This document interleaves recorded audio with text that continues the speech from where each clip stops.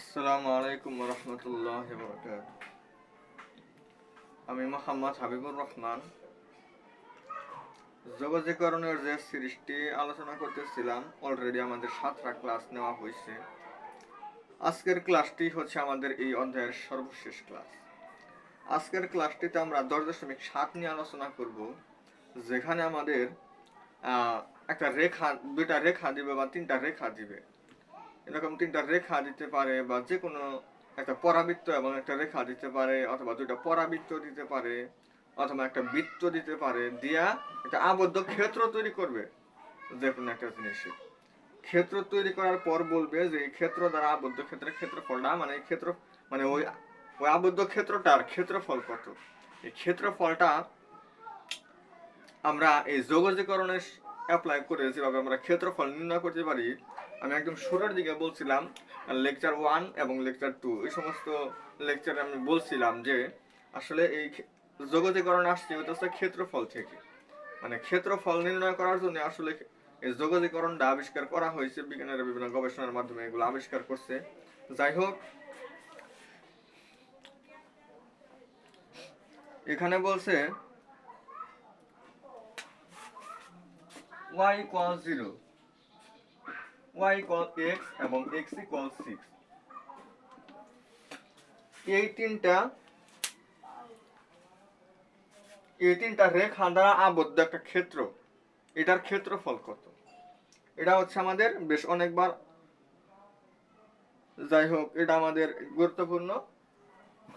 এটা আমাদের আসতে পারে আর কি, এখনো আসে নাই। এটা আমাদের এখনো আসে নাই, তবে আসতে পারে। তাহলে x ইকুয়াল হইতেছে 0। তাহলে আমরা একটা এরকম চিহ্ন দেব, যোগজীকরণ চিহ্ন। এখন দেখেন y এবং x হচ্ছে সমান, y এবং x হচ্ছে সমান, তার মানে এখানে y এর মান যদি 0 হয় তাহলে x এর মানও কত হবে? 0। তাহলে x এর মান আমি পাইতাছি 0,6। এই দুইটা পাইতাছি না আমি, তাহলে 0 পাইতাছি 6 ও পাইতাছি। তাহলে নিচে দিব লোয়ার লিমিট 0 আর উপরে দিব আপার লিমিট 6। এরপর হইতাছে y ইকুয়াল কত দেওয়া আছে? x। y ইকুয়াল যেটা দেওয়া থাকবে ওটা আমি এখানে লিখবো এবং dx দিব। এখন বলেন তো এই ক্ষেত্রফলটা কে নির্ণয় করতে পারবেন না? অবশ্যই কিন্তু পারার কথা। x এর পাওয়ার দেওয়া আছে 1, x এর পাওয়ার যা থাকবে ওটার সাথে আমার 1 যোগ হবে, আর নিচে আমার x এর পাওয়ার যেটা সেটা বসবে। এখানে হচ্ছে 6 আর এখানে হচ্ছে 0। এবার আপনি একটু ক্যালকুলেশন করেন যে x স্কয়ার আর হাফ তো আগে আসলো, হাফ x এর জায়গায় আমার 6, 6k square minus half into 0k square. এখন এটা তো আমাদের থাকবে না, 6 স্কয়ার মানে 36, 36 কে 2 দ্বারা ভাগ করলে হয় 18। এটাই আমাদের आंसर। তাহলে এটার আমার आंसर হবে 18। তাহলে দেখতে পারলেন যে এই তিনটা রেখা দ্বারা আমি আবদ্ধ ক্ষেত্রের ক্ষেত্রফল কিভাবে নির্ণয় করলাম। আমি কিন্তু চিত্র আঁকাই নাই, কিছুই আঁকাই নাই, তো এইভাবে আমরা নির্ণয় করলাম। আপনাদেরকে আরো দেখাই যে এরকম আরো বেশ অনেক কিছু আছে, অনেক আবদ্ধ ক্ষেত্র আছে যেগুলোর ক্ষেত্রফল আমরা এই যোগজীকরণের সাহায্যে আমরা বের করতে পারি। যেমন আপনাকে দিছে হচ্ছে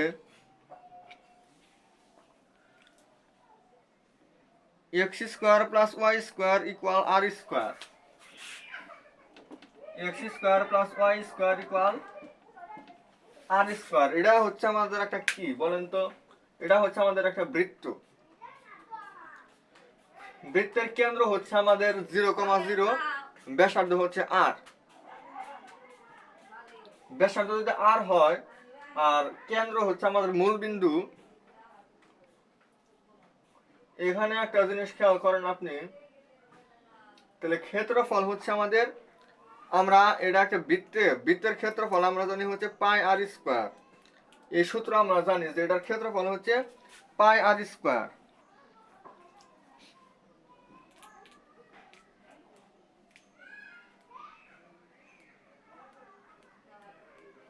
তো আপনারা একটা জিনিস দেখেন যে আসলে আমরা y এর মান আমরা সবসময় রাখি যে আমাদের পাই আর স্কয়ার, এটাই আমাদের অ্যান্সার হবে। কারণ এটা একটা বৃত্তের ব্যাসার্ধ হচ্ছে r, বৃত্তের ব্যাসার্ধ যখন r হয় তখন এটা ক্ষেত্রফল হয় পাই আর স্কোয়ার। যদি 3 হয় পাই ইন্টু 3 স্কোয়ার। এটা কিন্তু একটা বৃত্ত নির্দেশ করতে আছে, তাই হইতাছে না? দুইটা জিনিসের বর্গের সমষ্টি যখন তৃতীয় একটা জিনিসের বর্গের সমান হয় তখন এটাকে বলা হয় একটা বৃত্ত। তো বৃত্তের ক্ষেত্রফল হচ্ছে পাই আর স্কোয়ার। এটা বের করার জন্য আমি ওয়াই স্কোয়ার যদি চাই, ওয়াই স্কোয়ার হয়ে যাচ্ছে আমার r square minus x square, এরকম হবে। তাহলে ওয়াই এর মান হবে আমার root over of r square minus x square. যেখানে আর কিন্তু আমাদের একটা সংখ্যা হয়, আর আমাদের একটা সংখ্যা হয় না, যেটাকে আমরা এও ধরতে পারি। আমাদের একটা যোগজীকরণ সূত্র আসছিল, এই সূত্রটা আমাদের এখানে লাগবে। এটা হচ্ছে এরকম ছিল যে A square minus x square D X, root over of A square minus x square D X, এরকম আমাদের একটা ফর্মুলা ছিল। তো এই ফর্মুলাটার সূত্র ছিল হচ্ছে আমাদের root over of a square minus x square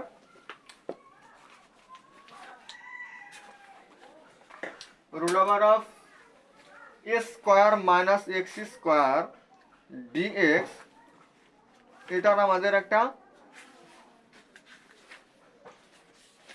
formula আছে, যে ফর্মুলাটা হচ্ছে আমাদের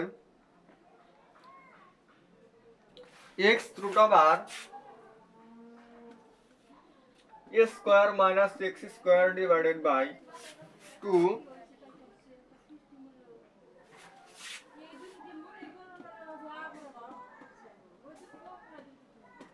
sin স্কয়ার x ভাগ a। এটা ছিল হচ্ছে আমাদের সেই যোগজীকরণের ফর্মুলাটা। তো এই ফর্মুলাটা আমাদের লাগবে, এই ফর্মুলাটা তো লাগলো আমাদের, একটু বোঝার চেষ্টা করেন এখানে। তাহলে আমাদের এটা এই ফর্মুলা, এটা যেখানে আমি y এর মান আমরা এটা পাইলাম, মানে এটাকে আমাদের ইন্টিগ্রেশন করতে হবে। এখন একটা বৃত্ত যদি আমাদের মূল বিন্দু যদি হয়, এটা হচ্ছে আমাদের কেন্দ্র মূল বিন্দু, তাহলে এটার মূল বিন্দু যদি আমি 4-5 দিয়া যদি আমি একটা বৃত্ত আঁক করি, তাহলে দেখেন এই চিত্রটা আমাদের অতটুকু ভালো হয় নাই। আসলে জিনিসটা প্রত্যেকটা চতুর্ভাগে মানে সমান অংশ করে পড়বে। মানে আমরা একটা চতুর্ভাগের ক্ষেত্রফল যদি আমরা বের করতে পারি, তাহলে ওইটাকে আমাদের 4 দ্বারা গুণ করলেই পাওয়া যাবে। আর এখানে আমার x এর মান হয় 0, আর এখানে আসলে আমার 90 ডিগ্রি অতিক্রম করতে হয়। তার মানে এখানে হয় আমার পাই বাই 2। তাহলে x এর মান এখানে হইতাছে আমার 0, আর এখানে হইতাছে আমার পাই বাই 2। তাহলে আমার 0 এবং পাই বাই 2, এটা হচ্ছে আমাদের root over of r square minus x square dx. এটা করার পর এটুকু হচ্ছে আমার একটা অংশের ক্ষেত্রফল, আর এটার সাথে যদি আমি 4 দ্বারা যদি এটাকে গুণন করি, তাহলে সম্পূর্ণ বৃত্তের ক্ষেত্রফল আমার পাওয়া যাবে। তাহলে এইটুকু আমাদের করতে হবে। এইটুকু করার পর যেটা আসবে সেটাকে আমি 4 দ্বারা গুণন করব। তাহলে এই ফর্মুলাটা হয় আমাদের এখানে 4 ইন্টু, এই ফর্মুলাটা হয় আমাদের x root over r square minus x square divided by 2 plus r square by 2 sine square x divided by r. এই ফর্মুলাটা আমাদের হয়, এই সূত্র অনুযায়ী আমি লিখলাম। লেখার পর আমি এখানে লোয়ার লিমিট এবং আপার লিমিট দিব হচ্ছে পাই বাই 2 এবং 0। পাই বাই 2 এবং 0 যখন আমি দিলাম, তখন একবার আমি এটাকে পাই বাই 2 দেখেন সম্পূর্ণ করে দেওয়ার প্রয়োজন নাই। এখানে আমার যে কয় জায়গায় x আছে আমি একবার পাই বাই 2 বসাবো, একটা মান আসবে, আবার 0 বসাবো, আবার আরেকটা মান আসবে। এই পাই বাই 2 বসালে যে মানটা ছিল ওইখান থেকে আমি 0 বসাইলে যে মানটা আসে ওইটা আমার বাদ দিতে হবে। বাদ দিলে যে রেজাল্টটা আসলো ওটার সাথে দেখেন 4 গুণন আকারে আছে, লাস্ট ওইটার সাথে আমি 4 গুণন করব। 4 গুণন করলে দেখবো যে আমাদের পাই আর স্কোয়ার আসছে, পাই আর স্কোয়ার আসছে। আসলে কি সম্পূর্ণ করে দেওয়ার প্রয়োজন মনে হয়? মনে হয় না। আশা করি যেহেতু আপনারা যদি এতটুকু যদি গুছাইতে পারেন, এইটুকু যদি আপনি তৈরি করতে পারেন, তাহলে আপনি লোয়ার লিমিট আপার লিমিট বসাইলেন, এখানে ই কি হবে না ডিএক্স হবে, আর এখানে কোনো কিছু গুণন হবে কিনা, এই বিষয়গুলো যখন আপনি তৈরি করতে পারলেন, তখন আপনি বাকিটুকু ক্যালকুলেশন আপনি নিজে থেকে করতে পারবেন। আপনার কাজে হইতাছে যে আপনার যে রেখা পরাবৃত্ত আবিজাবি যা কিছু দেওয়া থাকবে, এগুলা থেকে আপনার মানে এতটুকু কিভাবে নির্ণয় করে নিয়ে আসতে হয় সেটা আপনার শিখতে হবে। এটা যখন আপনি পারলেন তখন আপনি বাকিটুকু করতে পারবেন, কারণ আপনি 10.1 থেকে 10.6 পর্যন্ত যেগুলা করছেন ওইগুলাই।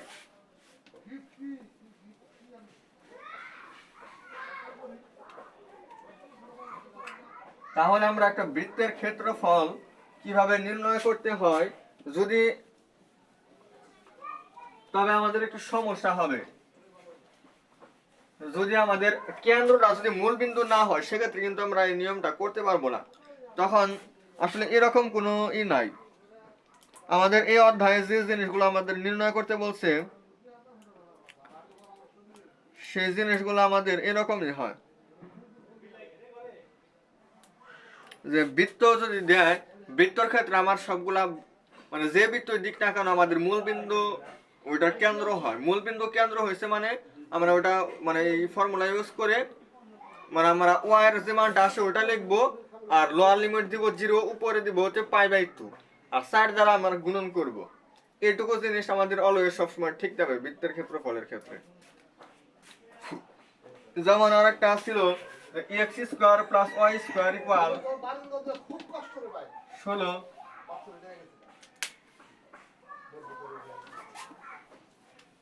তাহলে এটার ক্ষেত্রফলও কিন্তু আমরা নির্ণয় করতে পারবো কিভাবে।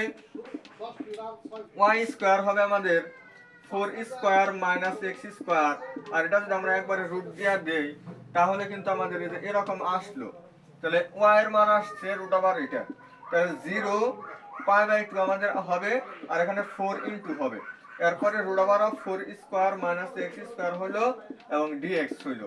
এরপরে এই সম্পূর্ণটুকুর ক্ষেত্রফল আমরা পাইলে তাহলে মানে আমরা এই যে এইভাবে x square plus y square equal 16 এই বৃত্তের ক্ষেত্রফলটা আমরা যোগজীকরণের সাহায্যে বের করতে পারবো।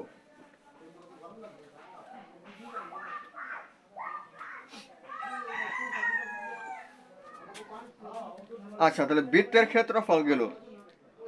একটা উপবৃত্ত দ্বারা আবদ্ধ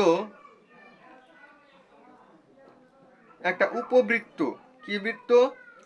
একটা উপবৃত্ত, যেমন এখানে দেওয়া আছে, এটা অনেকবার আসছে x square by 9 x square x square by 9 y square by 4 equal হচ্ছে 1।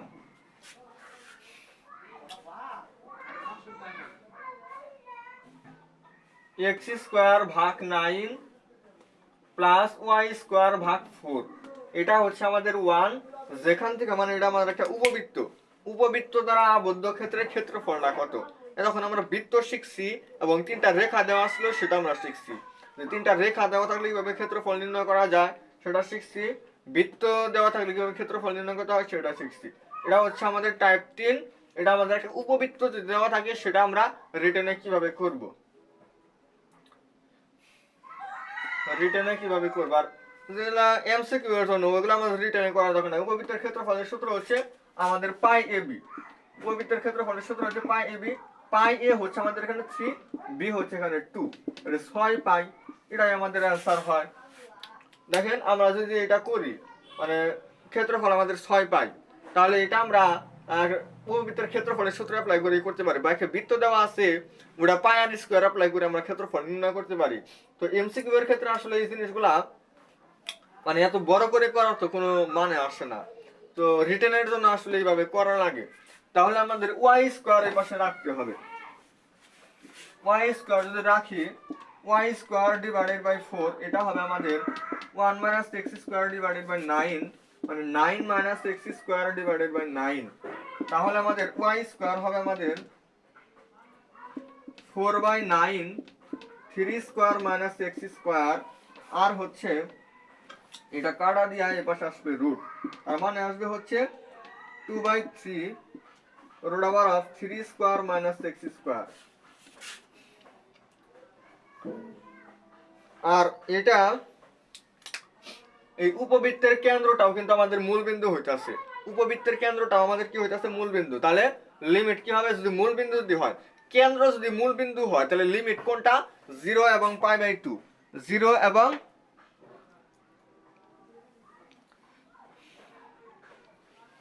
π/2 এগুলা দিয়ে আমরা হিসাব করতে পারি।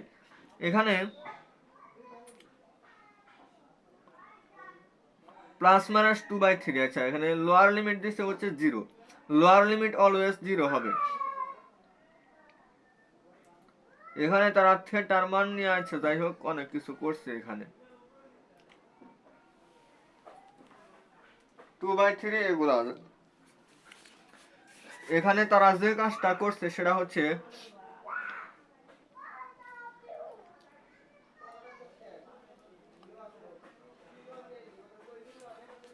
একটা বৃত্ত আঁকাইলে, ধরেন এটা কি এক্স অক্ষের বৃত্ত না ওয়াই অক্ষের বৃত্ত, আমরা কিন্তু এগুলা কনিক্স অধ্যায়ে ভালোভাবে পড়বো। এটা হচ্ছে একটা এক্স অক্ষের বৃত্ত। এক্স অক্ষের বৃত্ত মানে কি, মানে এখানে এটা কিন্তু আমি উপবৃত্তের সমীকরণের সাথে তুলনা করি, যদি এ বড় হয়, এ বড় হইতেছে মানে এটার অক্ষটা হইতেছে আমার এক্স অক্ষ, তার মানে আমার এক্স অক্ষটা হইতেছে বৃহৎ অক্ষ। বৃহৎ অক্ষে মানে এর মান যেটা, এর মান যেটা হয় সেটা হয় আমাদের আপার লিমিট, আর লোয়ার লিমিট হয় 0। বুঝতে পারছেন? মানে লোয়ার লিমিট যেটা সেটা হয় আমার 0, আর আপার লিমিট হয় আমার এর মান হইতাছে আমাদের আপার লিমিট। এর মান এখানে আছে 3, 0 3, আর আসছে হচ্ছে 2/3 √3² - x² dx। আর এরকম চারটা চতুর্ভাগের সমান অংশে ভাগ করা আছে, এই কারণে আমাদের 4 দ্বারা গুণন করতে হবে। এবার এতটুকুর ক্ষেত্রফল আমি নির্ণয় করতে পারি, 2/3 আমার আগে আসবে, এবং এই যে এটা হচ্ছে আমাদের যে এই ফর্মুলা ইউজ করে করতে হবে। এই ফর্মুলাটা আমাদের নির্দিষ্ট যোগের জন্য আমাদের খুবই গুরুত্বপূর্ণ। আমাদের কি করতে হবে, এই যে ফর্মুলাটা এটা আমাদের অলওয়েজ মনে রাখতে হবে, বিশেষ করে 10.7 জন্য। 10.7 জন্য আমাদের এই জিনিসটা আমাদের খুবই ইম্পর্টেন্ট।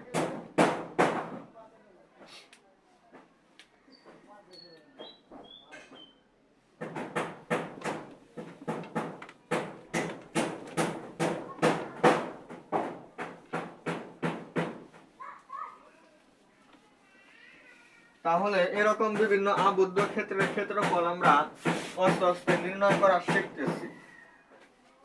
তাহলে আমরা একটা বৃত্ত, একটা উপবৃত্ত,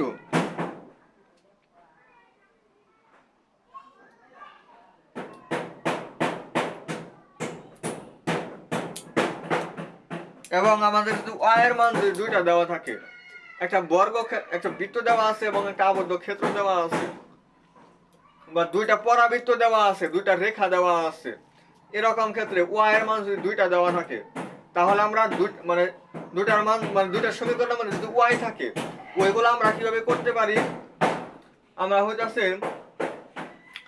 দুইটার ক্ষেত্রে আমরা y এর মান বের করব। দুইটা ক্ষেত্রে আমরা y এর মান বের করে ওই এখানে আমাদের এখানে হবে আমার y1 - y2, মানে y এর মানটা বসানোর ক্ষেত্রে আমাদের এইভাবে বসাইতে হবে, একটা y থেকে আমাদের আরেকটা y বাদ দিতে হবে। আর ওই অনুযায়ী আমাদের মানে ম্যাথ অনুযায়ী বিভিন্ন সময় বিভিন্ন লোয়ার লিমিট আপার লিমিট আসবে, সেগুলো থেকে আমরা লোয়ার লিমিট আপার লিমিট বসাই আমরা সমাধান করতে পারবো। যাই হোক, এগুলা আপনারা গাইডে দেখলে আপনারা বুঝবেন, সবগুলো আসলে একই নিয়ম, এই কারণে আর বারবার দেখানোর প্রয়োজন হয় না।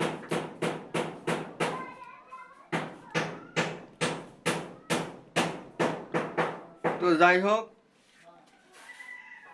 আপনারা যদি দেখেন যে দুইটা পরাবৃত্ত দেওয়া আছে, দুইটা পরাবৃত্ত হচ্ছে মূল বিন্দু, মানে পরাবৃত্ত হইতেছিল আমার 4ax এবং 4ay, এরকম যদি থাকে x² এবং y² এর ক্ষেত্রে, সেক্ষেত্রে দুটা পরাবৃত্ত দ্বারা যদি আবদ্ধ ক্ষেত্রে ক্ষেত্রফল নির্ণয় করতে বলে, সেটা করবেন হচ্ছে আপনি 8² না, এটা পরাবৃত্ত ব্যাংকের রেখা, এটা হচ্ছে এটা। আর যদি দুইটাই যদি আমাদের পরাবৃত্ত হয় 16a² এটা হচ্ছে দুইটা পরাবৃত্ত দ্বারা আবদ্ধ ক্ষেত্রের ক্ষেত্রফল, আর এটা হচ্ছে আমার একটা পরাবৃত্ত এবং একটা রেখা দ্বারা আবদ্ধ ক্ষেত্রের ক্ষেত্রফল।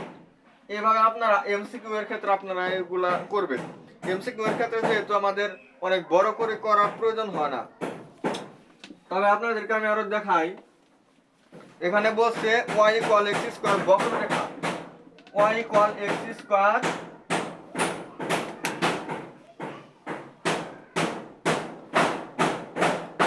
y ইকুয়াল x স্কয়ার একটা বক্ররেখা এবং x ইকুয়াল 1 x স্কয়ার 7 1 7 এবং x স্কয়ার dx, এটা আমাদের আবদ্ধ ক্ষেত্রের ক্ষেত্রফল আমাদের নির্ণয় করতে হবে। তো এই বিষয়গুলো আমরা পারবো।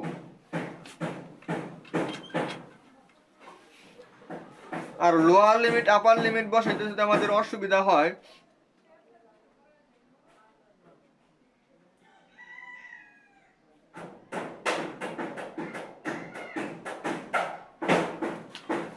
দেখেন আমাদের দেওয়া আছে y স্কয়ার ইকুয়াল 4x এবং x স্কয়ার ইকুয়াল 4y। তাহলে এখানে কি করতে হবে, y এর মানটা আসবে আমার হচ্ছে x স্কয়ার ভাগ 4, আর এখান থেকে আমার y এর মান আসবে root over x, 2 root over x।